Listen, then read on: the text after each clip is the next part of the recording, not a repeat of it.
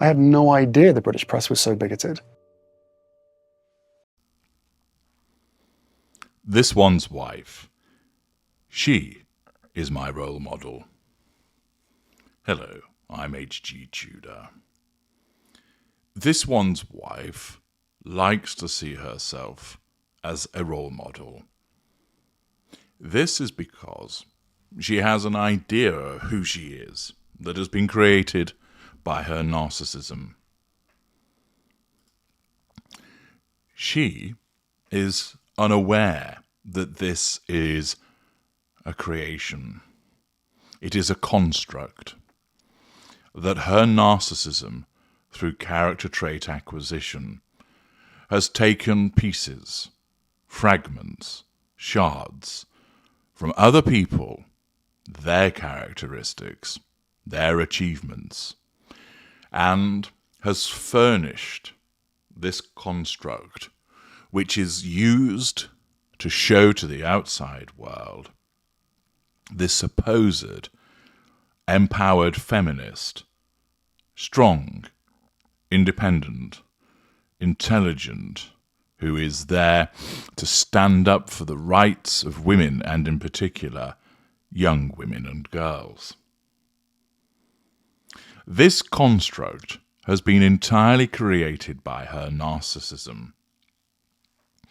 This one's wife hasn't sat there and thought, I know what will work well in terms of duping people. I know what will work well to enable me to control people. I know what will work well to draw fuel from them. I will create this image of a caring woman who's a feminist, who stands on her own 2 feet, who doesn't rely on men, who is going to be a role model to women and young girls. What I'm going to do is invent the idea that I single-handedly caused Procter & Gamble to change an advertising campaign. And I'll keep bringing that up in an example of me being an activist from an early age in order to inspire all of these individuals.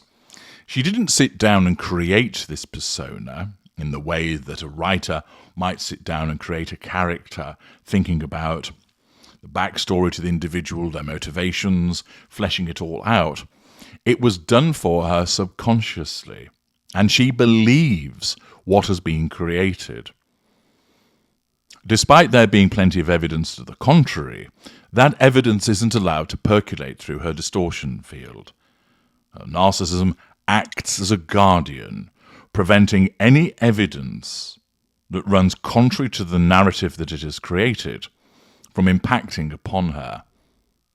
For if it were able to do so, the consequences would be disastrous and the construct would come crashing down. Instead, any evidence that exists to the contrary is rejected. It's not credible. It doesn't make sense. It's just being spouted by people who are envious, people who are haters.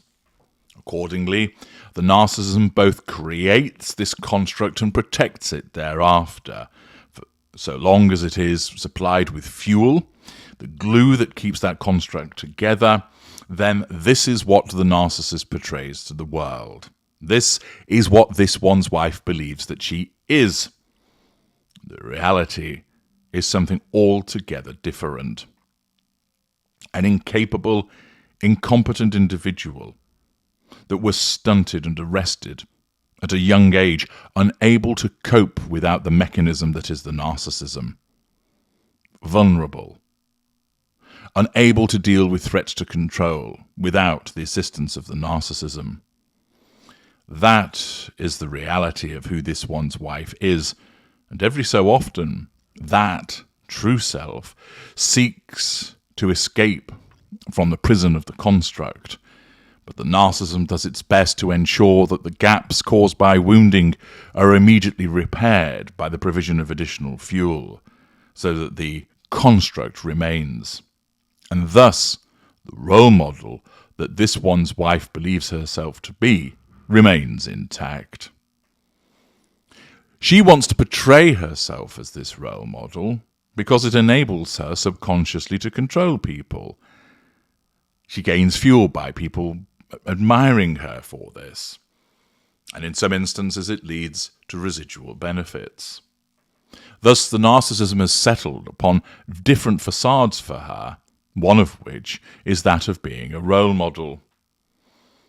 The problem, of course, is that she puts this out there as being what she is, and we all see all of the evidence to the contrary, which results in repeated challenges.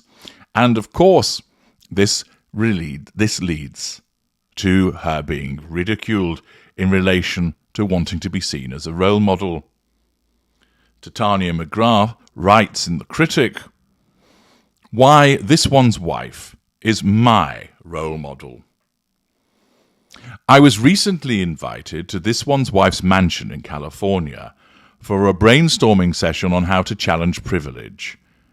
We chatted over a light luncheon of vegan shakshuka, braised turmeric tofu, and some truffle-infused seaweed that this one's wife had helicoptered in that morning from Guyana. The Sussexes do like to keep their carbon footprint to a minimum, so they only ever use one helicopter at a time. I, for one, have been shocked that this one's wife and Harry's lifestyle and wellness projects have not been better received. This one's wife's Archetypes podcast with Spotify didn't prove as successful as she'd hoped, partly because nobody seemed to be interested in what she had to say. My feeling is that the public needs to get to know the real this one's wife. People should realise what a positive influence she has been on Harry. For one thing, his toxic masculinity has all but disappeared ever since she removed his testicles for an installation art piece. Now, the couple are planning to re-establish their brand in the United Kingdom. It turns out that Harry's decision to write a book slagging off the royal family hasn't endeared him to the British people. The masses are so fickle. It hasn't been easy for them. The British media is so inexplicably hostile to this one's wife just because she said they were all evil and racist. In the end, the couple were forced to flee to California to live a quiet and reclusive life. As this one's wife said to those 17 million viewers on that interview with Oprah Winfrey, she just wants her privacy. Even now, the press won't stop writing articles about Harry. They twist everything he says to try and make him look bad. Some journalists even implied that there was something weird about the part of his book where he mentioned that he daubed his penis with his late mother's favourite lip cream. After the success of their Netflix documentary, though, Harry and this one's wife are keen to branch out into making movies. I hear they're considering a feminist reimagining of The Godfather, or possibly an all-black remake of Schindler's List. Thus, Titania McGrath takes the piss out of this one's wife, joining the long list of individuals who have done so.